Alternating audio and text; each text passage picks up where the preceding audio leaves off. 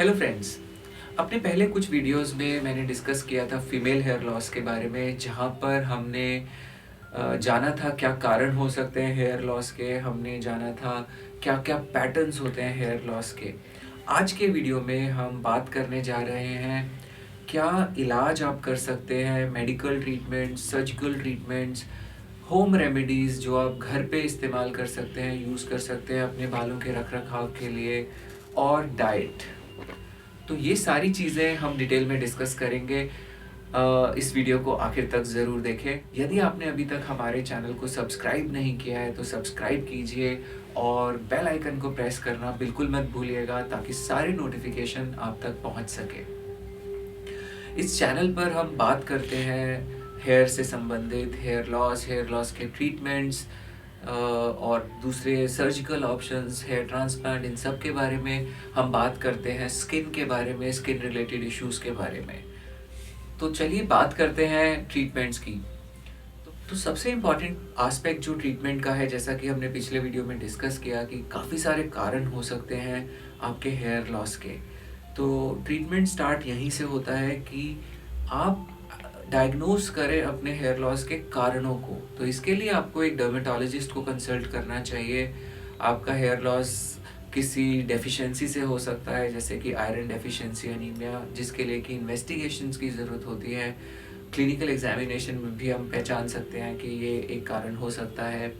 आपका कारण कोई हार्मोनल प्रॉब्लम हो सकती है, आपका कारण कुछ दवाइयाँ हो सकती हैं, आपका हेयर लॉस का कारण स्ट्रेस हो सकता है। तो एक इम्पॉर्टेंट है यहाँ पर रोल क्लिनिकल इवैल्यूएशन का, एक प्रॉपर हिस्ट्री का, यानी कि आपसे जानकारी ली जाती है आपके क्लिनिशियन के द्वारा, आपके डर्मेटोलॉजिस्ट के द्वारा, और तब एक निष्कर्ष पर पहुंचते हैं कि हाँ, ये टेस्ट कराने से हम और थोड़ा सा बारीकी से समझ पाएंगे कारण को, और तब इलाज करें। क्योंकि अगर प्राइमरी रीज़न अनट्रीटेड है तो फिर हम जितना मर्जी ट्रीटमेंट करते रहें, उसका कोई भी इलाज पॉसिबल नहीं है, संभव नहीं है।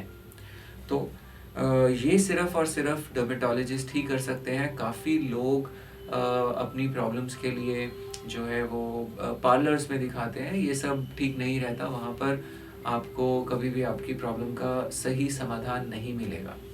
तो जहाँ तक ट्रीटमेंट्स का सवाल है, मेडिकल ट्रीटमेंट्स की बात करते हैं, तो जो भी आपका कॉज है उसको ट्रीट करना होगा। यानी कि अगर आयरन डेफिशिएंसी, अनीमिया है तो आयरन देना होगा, अगर विटामिन डी डेफिशिएंसी है तो विटामिन डी देना होगा, अगर बायोटिन डेफिशिएंसी है तो बायोटिन देना होगा।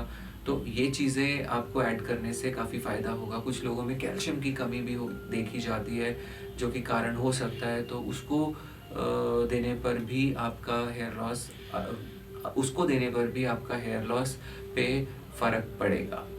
इसी तरह कुछ लोगों में कारण जो है वो स्ट्रेस रहता है, तो स्ट्रेस मैनेजमेंट यानी कि लाइफस्टाइल बहुत इम्पॉर्टेंट है। और अभी जैसे हम बोल रहे थे कि डेफिशिएंसी है, तो उसमें आपको डाइट के ऊपर भी फोकस करना होगा, जो कि बहुत इम्पॉर्टेंट होता है। तो कुछ इम्पॉर्टेंट टिप्स जो मैं डाइट के बारे में देना चाहूँगा, जैसे कि आप प्रोटीन रिच डाइट लें, उसका काफ़ी फ़ायदा रहता है। यदि आप वेजिटेरियन हैं तो आप डेयरी प्रोडक्ट्स ले सकते हैं, जैसे कि दूध, पनीर, दही। आप ग्राउंडनट यानी कि मूंगफली ले सकते हैं, उसका काफ़ी फ़ायदा रहता है। आप इसके अलावा स्प्राउट्स लीजिए, यानी कि अंकुरित दालें, चने, ये काफ़ी फ़ायदेमंद रहते हैं। आलमंड्स, नट्स, बेरीज़ और सीड्स, इनके भी काफ़ी यूज़ रहता है। ये भी आप मिक्स करके किसी भी चीज़ में खा सकते हैं, जैसे कि आप कॉर्नफ्लेक्स में, मूसली में, या इवन सैलड में भी इन चीज़ों को मिक्स कर सकते हैं, और आप उसका काफ़ी न्यूट्रिशनल बेनिफिट देखेंगे। इसके अलावा आयरन के लिए जैसे आप ग्रीन लीफी वेजिटेबल्स लें। पालक एक बहुत बढ़िया चीज़ है जो कि आपको बहुत फ़ायदा करेगी। उसके आप कच्चे भी इन चीज़ों को ले सकते हैं, आप सैलेड में भी ले सकते हैं। ये याद रखिएगा, जब भी आप रॉ फॉर्म में इन चीज़ों को लेते हैं उसका बेनिफिट ज़्यादा मिलेगा। जब आप उसको सब्ज़ी में पका कर खाते हैं तब उसका बेनिफिट कम लेगा। तो जो लोग रॉ ले सकते हैं इन चीज़ों को, उनको ये रॉ लेना चाहिए। जो लोग नहीं ले सकते वो अगर थोड़ा बॉईल करके लें तो अच्छा है, नहीं तो फिर सब्ज़ी में तो लें ही।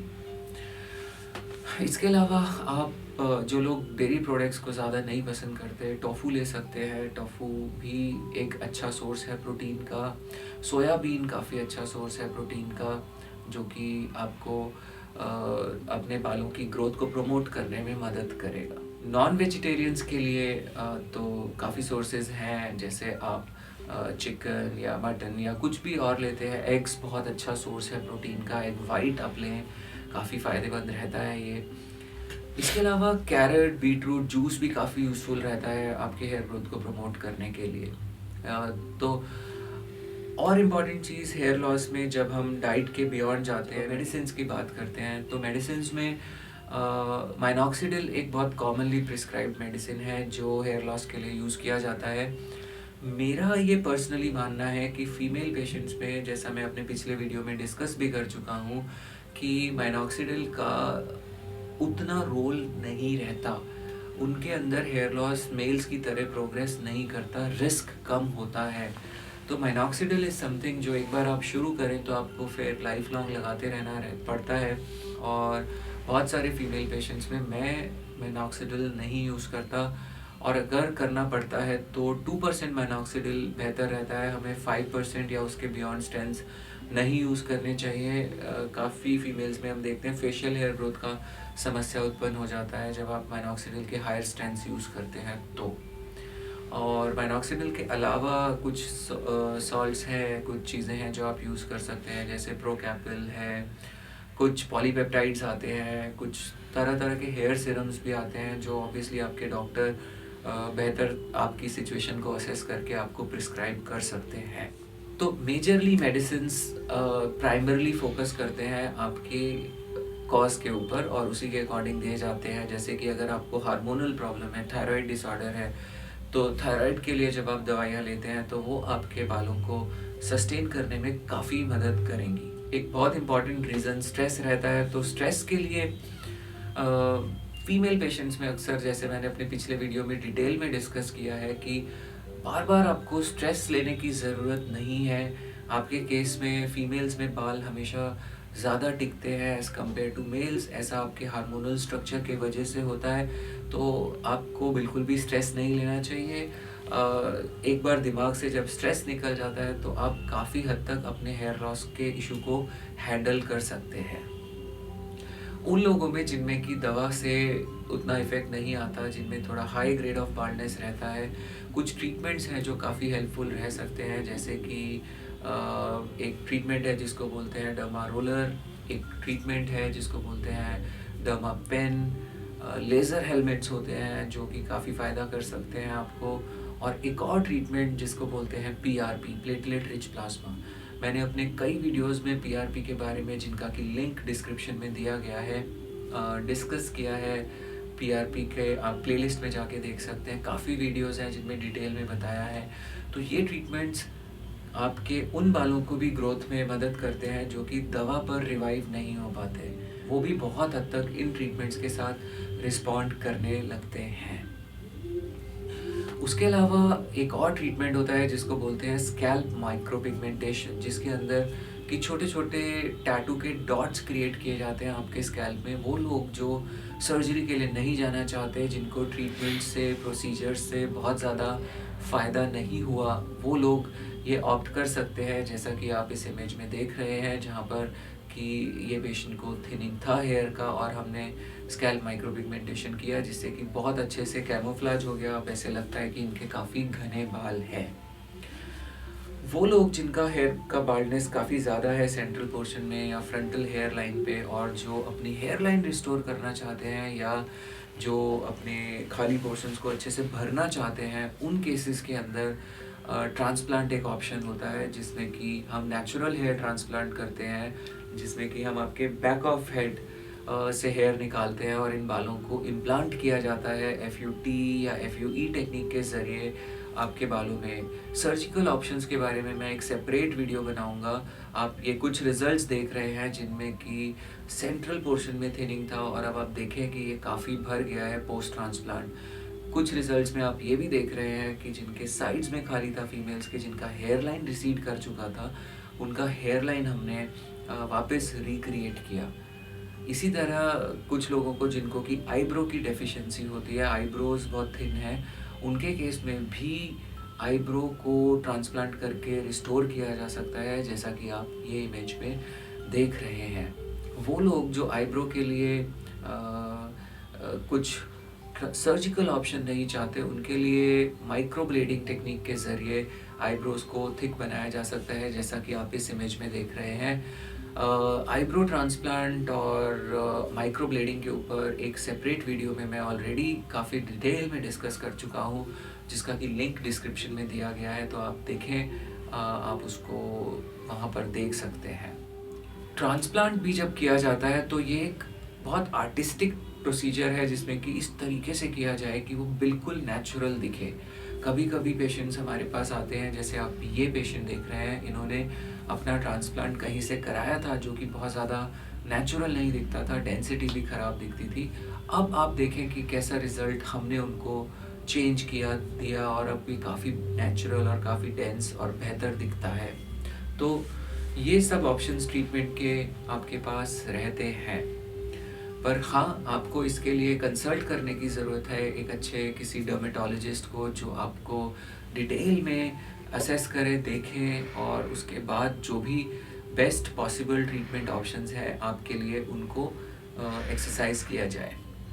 इसके अलावा कुछ होम रेमेडीज़ भी रहते हैं जो हेयर के लिए, हेयर लॉस में आपको काफ़ी फ़ायदा कर सकते हैं, हेयर रीग्रोथ में फ़ायदा कर सकते हैं। जैसे कि अनियन जूस या गार्लिक जूस भी कभी कभी यूज़ कर सकते हैं। कुछ 2 चम्मच या 3 चम्मच आप जैसे अनियन का जूस निकालें और उसको आप रूट्स पे हल्का हल्का मसाज करें, थोड़ा देर के लिए छोड़ें, लगभग 10-20 मिनट्स। ये एक इरिटेंट का काम करता है, और इससे आपका ब्लड सर्कुलेशन लोकलाइज्ड उस एरिया में इम्प्रूव कर जाता है। मेरा एक सेपरेट वीडियो है जिस पे मैंने अनियन जूस के बारे में डिटेल में बताया है, आप इसका लिंक देख सकते हैं, डिस्क्रिप्शन में है, और वहाँ पर आप जाकर देखें, उसमें काफ़ी डिटेल में डिस्कस किया है इसको कैसे यूज़ करना है और क्या। इसके अलावा फेनुग्रीक सीड्स यानी कि मेथी के बीज, इनको पीस के इनका पाउडर बना के, जो कि बना बनाया भी मिल जाता है, आप इसको यदि कैस्टर ऑयल यानी कि अरंडी के तेल में मिक्स करते हैं और उसको आप स्कैल्प पे लगाते हैं, तो ये भी आपके हेयर ग्रोथ को स्टिमुलेट करने में मदद करता है। फेनुग्रीक सीड्स के पाउडर को यानी कि मेथी के पाउडर को भी आप ले सकते हैं, डायरेक्टली पी सकते हैं उसको पानी के साथ, वो भी काफ़ी फ़ायदेमंद रहता है ओरल इनटेक पे भी। हिबिस्कस नाम का एक प्लांट होता है जिसको गुड़हल भी बोलते हैं, जिसमें लाल कलर के फूल आते हैं।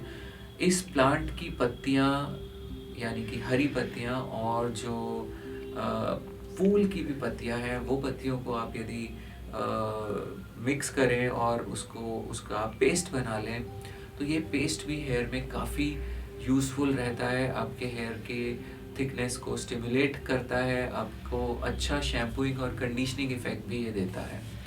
इसी तरह बहुत समय से जो आंवला, रीठा और शिकाकाई जो बरसों से हिंदुस्तान में यूज़ होता रहा है, ये भी एक अच्छा तरीका है अपने बालों का ध्यान रखने का। आप एक अच्छी कंडीशनिंग इफ़ेक्ट के लिए बालों में एग को भी लगा सकते हैं, जो कि थोड़ा सा करने में दिक्कत होता है, बट फिर भी एक अच्छी टेक्निक है आपके बालों को सॉफ्ट रखने के लिए। बाल का टूटना थोड़ा कम हो जाता है, बट हमेशा स्ट्रेंथ, इनर स्ट्रेंथ ही होती है, यानी कि आपके बालों की मजबूती आपके डाइट से आएगी, आपके लाइफस्टाइल से आएगी, जो कि बहुत इम्पॉर्टेंट है।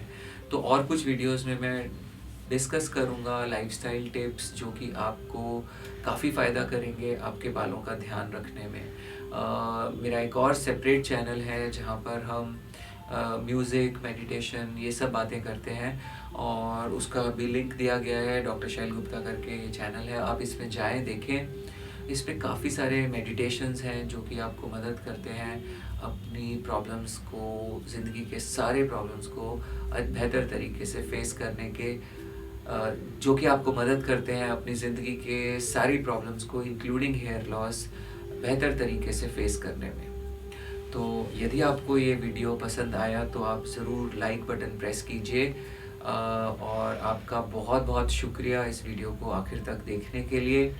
यदि आप मुझसे कुछ सवाल पूछना चाहते हैं तो आप कमेंट सेक्शन में जाके पूछ सकते हैं, या आप दिए गए नंबर पर व्हाट्सएप कर सकते हैं, या आप हमें मैसेज भेज सकते हैं हमारे मेल आईडी पर। और इन्फॉर्मेशन के लिए आप विज़िट कर सकते हैं हमारी वेबसाइट को www.hairtransplantindia.co.in। इसमें आपको बहुत डिटेल में हेयर से संबंधित जानकारियाँ मिलेंगी। आप मुझे फॉलो कर सकते हैं इंस्टाग्राम पर, ट्विटर पर और टिकटॉक पर। धन्यवाद, शुक्रिया, अपना खूब ख्याल रखिए। Thank you.